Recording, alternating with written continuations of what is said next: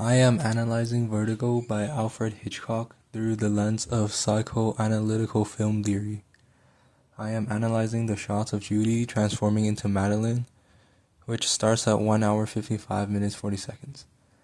Vertigo is about the main character, John Scotty Ferguson's obsession with love that turns into a pathological need to control and recreate the perfect image of Madeline.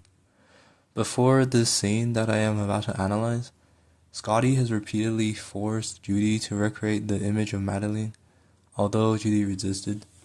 However, Judy later conforms to the pressure and agrees to change her appearance to that of Madeline for a dinner event.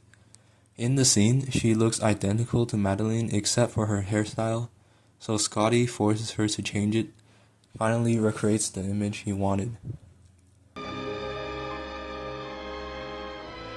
The first shot, Hitchcock uses a green light that is identical to the hotel sign shining on Judy as she emerges with her hair tied like Madeline's. The lighting in this shot is soft because it is illuminating from the hotel signs outside the window to just the frame of the door, which she stands in. The frame acts like a canvas and traps her in, which transforms her from a living being into a portrait, like the portrait of Carlotta. The light that shines into the door symbolizes a gateway between the living and the dead. Even though we know it is illuminating from outside, it looks almost as if it is emanating from Scotty's obsession. As she walks through, it reflects Scotty's subconscious desire to bring Madeline back from the dead. Another point is that Scotty is in the dark, watching the illuminated doorway, which means he is in control of the gaze, and Judy emerges from the light when she satisfies the desire. According to Laura Mulvey in Visual Pleasure and Narrative Cinema, the female figure in classic cinema is often styled as an object to be looked at.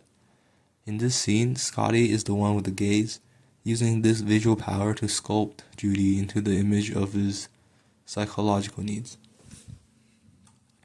Then it is followed by a series of back and forth close-up shots of their faces as Judy walks closer to Scotty.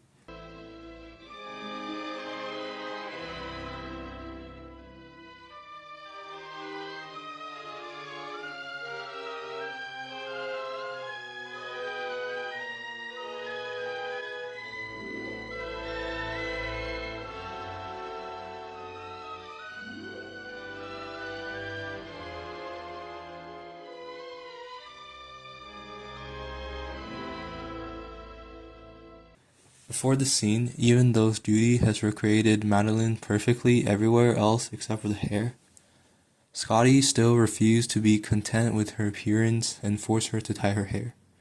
However, in this scene, he is content with what is in front of his eyes, and he admires the completeness of the image, and his desires can be fulfilled. As Judy walks closer, she gets out of the range of the light, which makes the atmosphere of being a portrait previously created by the light disappear, and now she feels real and tangible.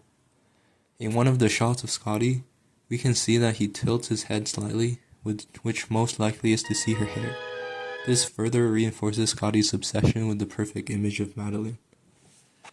Then Hitchcock utilizes a 360-degree shot as they embrace each other.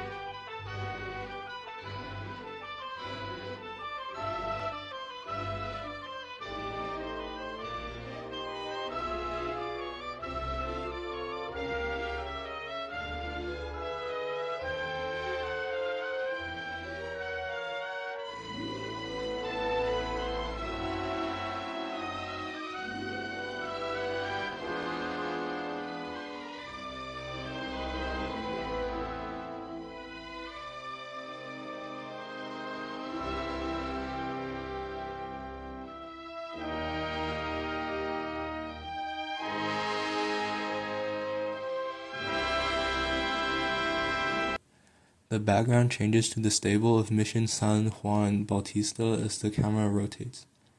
The reason it changes to that place is that is where his trauma happened. He also looks haunted when the background changes because he realizes that to bring the image of Madeline back truly, he needs to reenact the scene of the death too.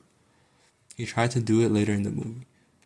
Then he snapbacks into embracing and the background changes back to the hotel room. That is his denial of realizing Madeline is truly dead, and he uses Judy as a shield to block off the truth. He chooses fantasy over reality. Judy is transformed into Madeline and Scotty is content to live in this lie. That is the tragedy of the film.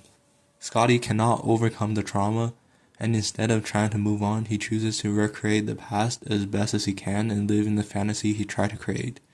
Even though Judy tried to save him by making him try to love her as Judy, Scotty realizes he is only in love with a piece of his memory, not the actual person.